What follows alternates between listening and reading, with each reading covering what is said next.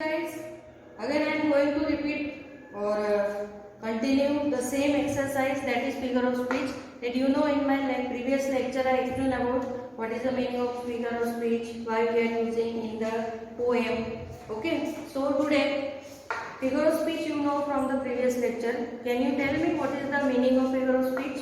Yes, you can repeat your answer. Don't think that the teacher is not ready to listen, but I can know at least, you can make a try.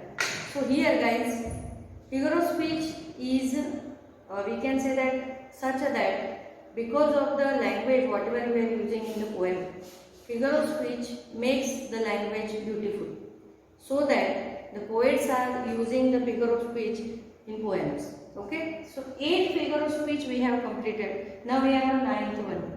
Okay, in first question, that is antithesis, we have completed last. Okay, the example I have written in that, grows small, it also comes in oxymoron, students. Okay, in antithesis direct opposite words are given. At the same time I have seen days and night. So here days and night shows the example of antithesis, because days opposite is night. पता चल रहा है? Antithesis में जो तुमने example लिखा है वो ऑक्सीमोरन में भी चलेगा.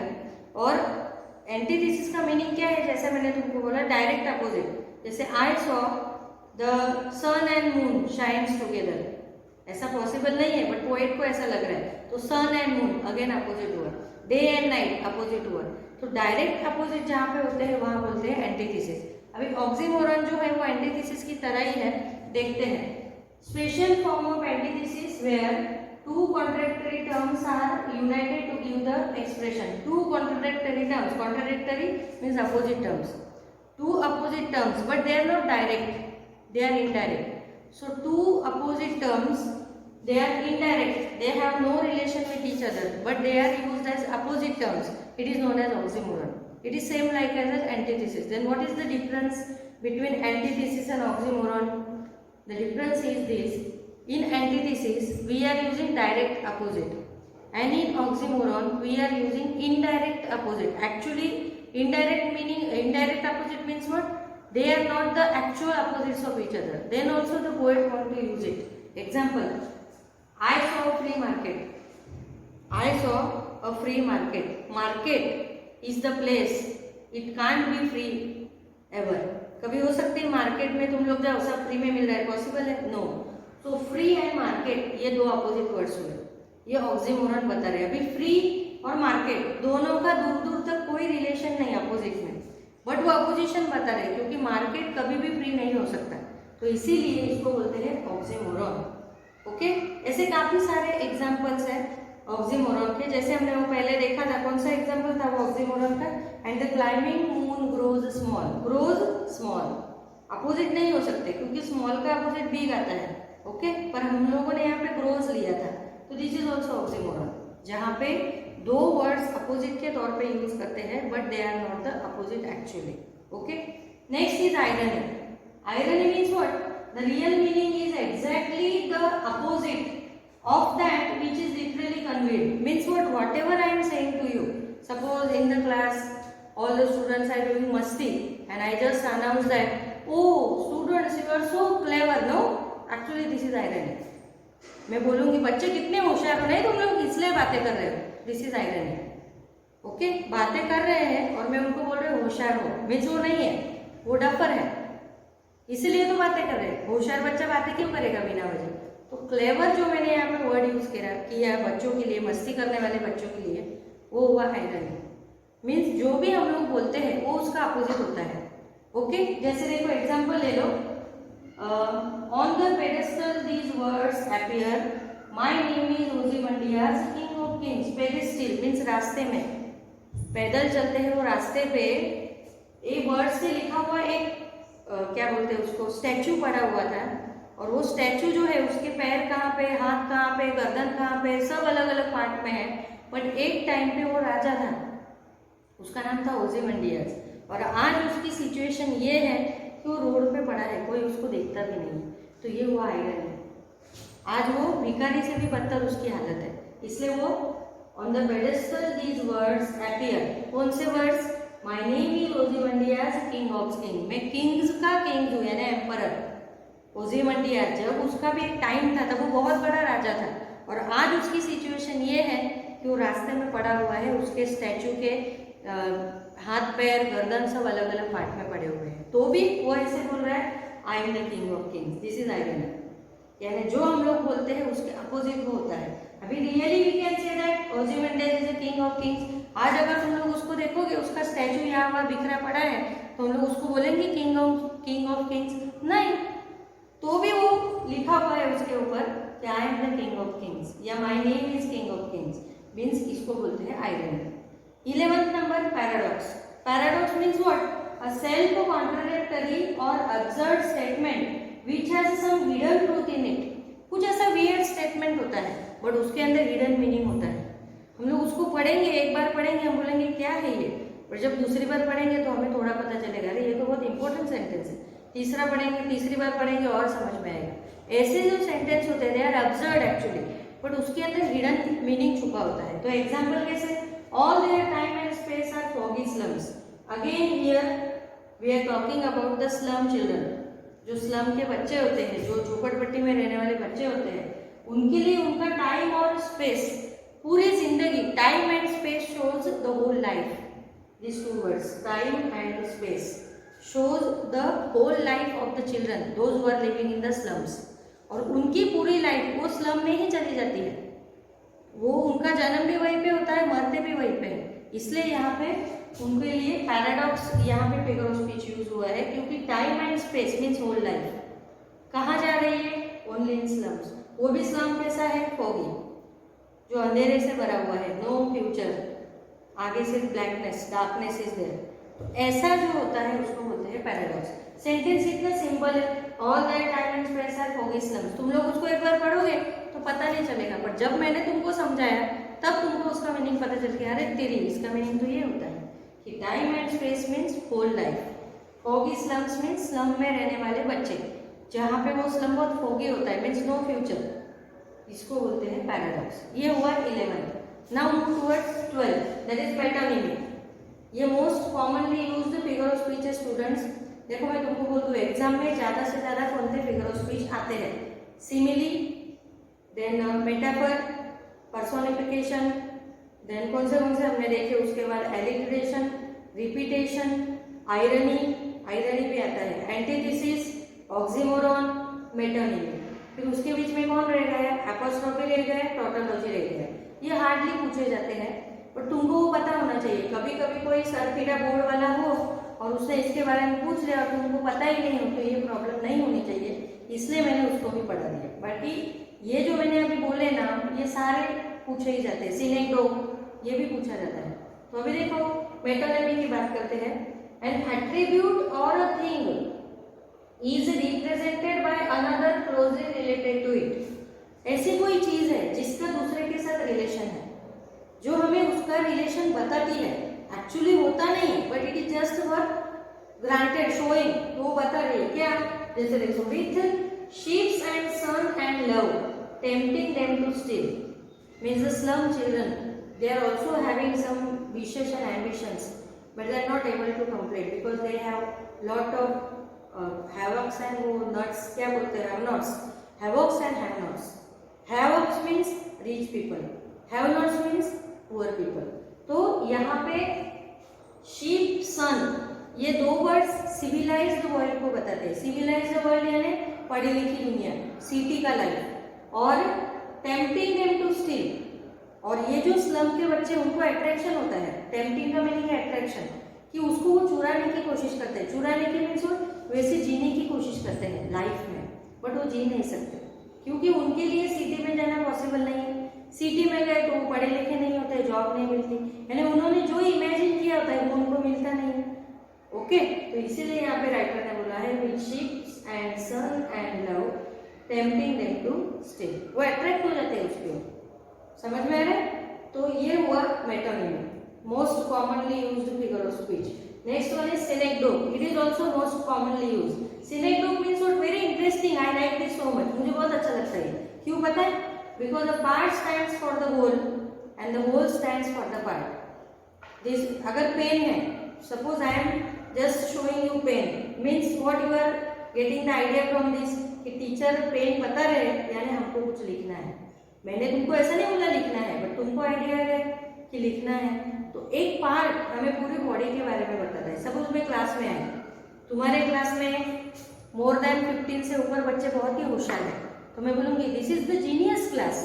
जीनियस, मैं उसको जीनियस वर्ड बोलूँगी। अभी genius is the word used for home? Albert Einstein. Einstein का दूसरा नाम जीनियस था। तो इसका मीनिंग क्या हुआ कि your class is genius like Einstein. अगर मैं ऐसा बोलती तुम्हारा क्लास जीनियस है आइंस्टाइन की तरह, ये क्या बताता है? आइंस्टाइन तो एक ही पर्सन है, पर जीनियस क्या बताता है कि वो सारा क्लास जो है वो बहुत ही होशियार है। तो देखो उसको बोलते हैं सिनेक्डोम, यानी एक पार्ट से हमें पूरे चीज की जानकारी मिलती है, होल की, और अगर होल दिया है तो पार्ट के बारे में जानकारी मिलती है, उसको बोलते हैं सिनेक्डोम। एग्जाम्पल देखो, the tall girl with a weighing down head. Here the tall girl is denoted with head. Head is the part of the body, but head हमें क्या बता रहा है? वो गर्ल के बारे में बता रहा है कि एक गर्ल है जो टॉल तो है बट उसका हेड ऐसा है, मीन्स वो इस तरह से है। तुम लोगों ने स्लग के बच्चे देखे होंगे, उनके फेस हमेशा पेल दिखते हैं, जैसे कुछ मिस लगता है उनके फेस में। जैसे हम लोगों के फेस कैसे मस्त फ्रेश और बहुत अच्छे लगते हैं, वैसे स्लम के बच्चों के नहीं होते हैं। क्यों? Because of mall nutrition. उनको न्यूट्रिशियस फूड खाने को नहीं मिलता है, इसलिए उनके फेस ऐसे होते हैं। तो यहाँ पे गर्ल तो बहुत टॉल है बट वो उसका हेड कैसे है? ऐसे ही है, मीन्स इसको हम लोग बोलेंगे सिनेक्डोम। तो यहाँ पे हेड जो पार्ट है वो किसके लिए यूज हुआ है? पूरी गर्ल को बताने के लिए, इसलिए ये हो गया तुम्हारा सिनेक्डोम। अभी हम लोग बढ़ते हैं 14 नंबर। 14 नंबर का है क्लाइमैक्स।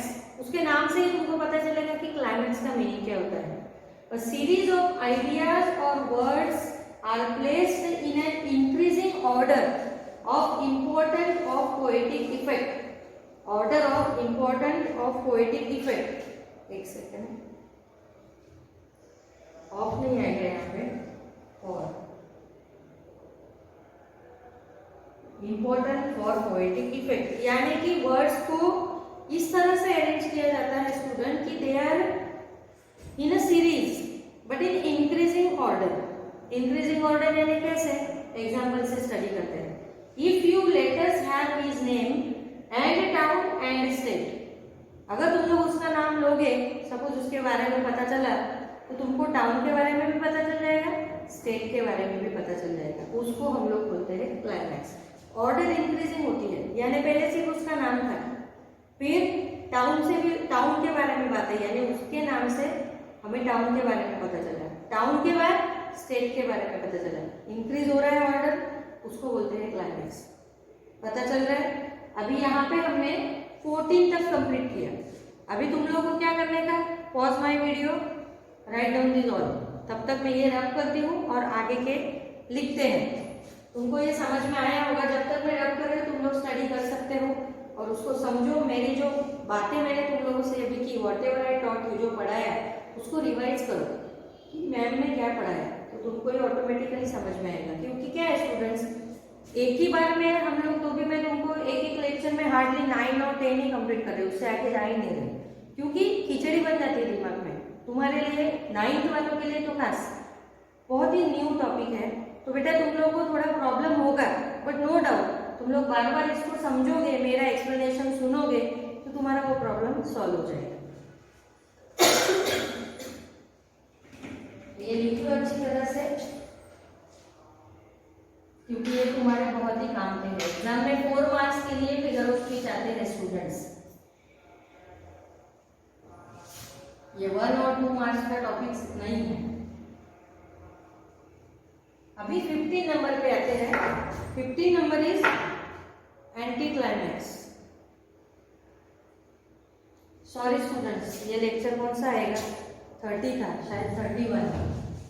ये 31 लेक्चर है, तुम लोग भी याद रखना, मैं भी याद रखती हूँ। Very good. एक्चुअली तुम्हारी प्रीति मैम ने मुझे बताया, थैंक्स फॉर हर। अभी एंटी क्लाइमैक्स के बाद जाते हैं हम लोग 15 नंबर, एंटी क्लाइमैक्स।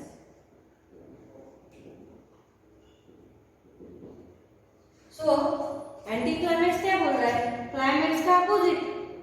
क्लाइमैक्स के अंदर इंक्रीजिंग ऑर्डर था और एंटी क्लाइमैक्स के अंदर डिक्रीजिंग ऑर्डर। तो let's write the definition: a series of ideas or words.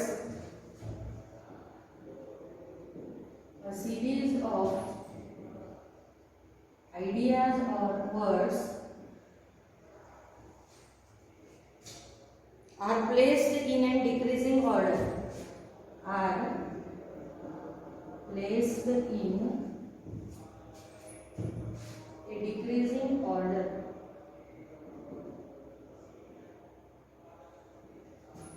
Decreasing order of importance for poetic effect. Order of importance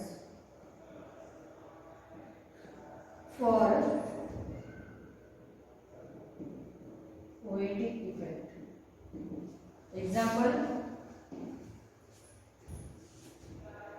Example is importance, spelling wrong, C here also.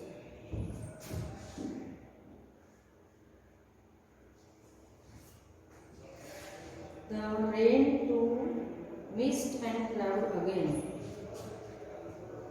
The rain to mist and cloud again. This is your decreasing order. Next is hyperbole. This is very interesting also. Hyperbole. You are most probably using in your daily communication. Hyperbole.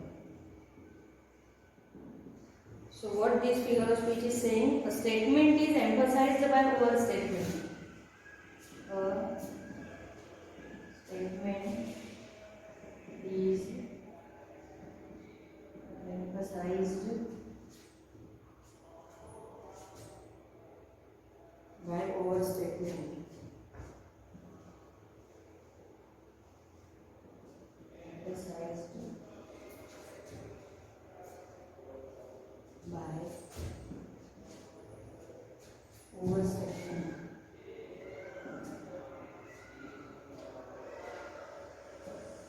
Example, I looked out at young painting page.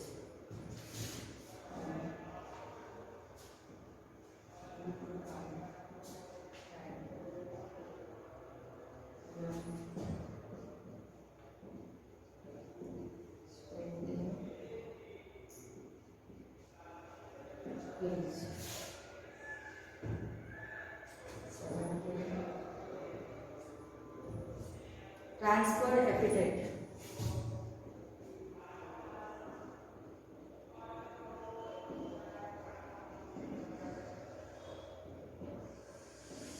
Transferred epithet. The epithet or adjective.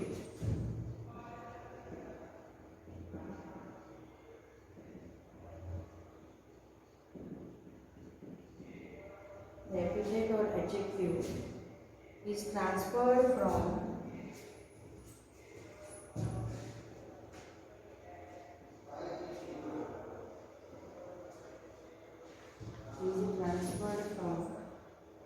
its original noun.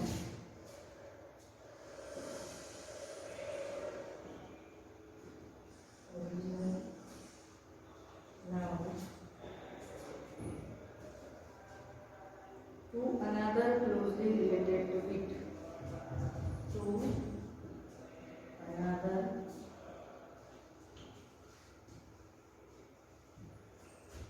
closely related.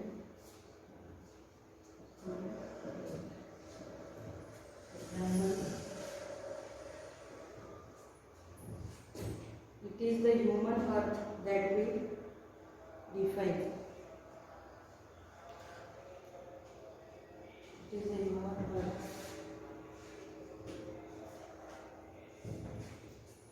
Let's take another example. I am getting when I will write you.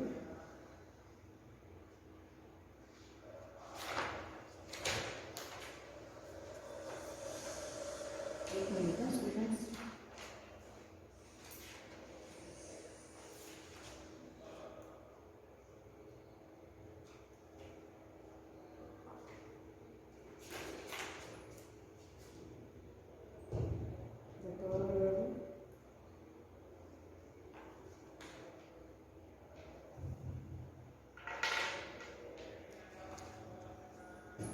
we take same example, the tall girl with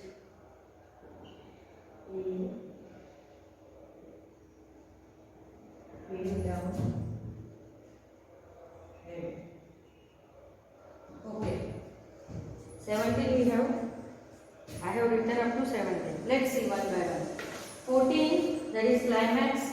It says that the events or incidents are arranged in ascending order. Name, town, state. Okay. Second is anticlimax. A series of ideas or words are placed in a decreasing order of important for poetic effect. Same meaning. The rain to mist and cloud again. Here the decreasing order is going on. First the rain is converted into mist and then cloud again. Means what? Mist हो गया, फिर cloud में आया, फिर बारिश आएगी, तो ये डिक्रीजिंग ऑर्डर हो गई. अगर पहले क्या होता है, सबसे पहले evaporation, cloud formation, then mist. यहाँ पे उल्टा है, फर्स्ट मिस्ट फिर क्लाउड हो गया, तो ये डिक्रीजिंग ऑर्डर बता रहा है, यानी एंडिंग से बिगिनिंग तक, उसको बोलते हैं एंटी क्लाइमैक्स. और ये जो था ये इंक्रीजिंग ऑर्डर बता रहा है. ओके, तो इस तरह से ये हुआ anti climax. Got it guys? Climax increasing order, anti climax decreasing order, hyperbole. अभी जैसे यहाँ पे आगे अपने कॉपी कर सकते हैं, rain to mist and cloud again and raining, कर सकते हैं ना. क्लाउड बना, फिर से बारिश हुई. अगर raining, cloud formation and mist, तो ये क्लाइमैक्स हुआ. Mist, cloud formation and raining, anti climax हुआ. Okay. 16th one, hyperbole. Very interesting, मुझे बहुत अच्छा लगता है, मैं क्लास में बहुत बोलती हूँ बच्चों को. Hyperbole means what? A statement is emphasized by over statement. बड़ा चढ़ा के बोलना. Hyperbole means what? बड़ा चढ़ा के बोलना. इसके अंदर, ये फिगर ऑफ स्पीच के अंदर ऐसी चीजें होती है जिसका एक्चुअल मीनिंग नहीं. I can drink the whole water of the sea, I can dry the sea, possible. I can feel the river with my tears, possible. हमारे आंसुओं से पूरी नदी भर जाएगी, पॉसिबल है. फिर दो लवमेट्स होते हैं, वो एक दूसरे को बोलते हैं तेरे लिए मैं चांद के तारे ढूंढ लाऊंगा. ला सकता है क्या वो? मेरी क्या बोलते हैं वो, हार्ट चीर के बताता है, तेरा नाम लिखा होगा. ये हाइपरबोल हुआ. एक्चुअली वैसा होता नहीं है, बट स्टेटमेंट को बड़ा चढ़ा के बोला जाता है. ओके, ताकि सामने वाला इंसान खुश हो जाए, उसको बोलते हैं हाइपरबोल. क्या बोलते हैं? हाइपरबोल. एग्जाम्पल देखो, I looked out at the young sprinting trees. Trees young है सबसे पहले, तो कैसे पता चलता है? And they are sprinting. Sprinting यानी मूविंग. कैसे हुआ? बड़ा चढ़ा के ही बताया है ना. ट्रीज मूव हो ही नहीं सकते, बट यहाँ पे कोई बोल रहा है कि I looked at the young sprinting trees. मैंने ऐसी ट्रीज देखी जो यंग थी और मूव कर रही थी. How is it possible? No. तो ऐसा जो स्टेटमेंट होता है उसको बोलते हैं हाइपरबोल. तुम्हारी टीचर भी काफी बार क्लास में बोलती, I told you 1000 time guys, then also you are not doing your work properly. कहाँ 1000 टाइम बोला?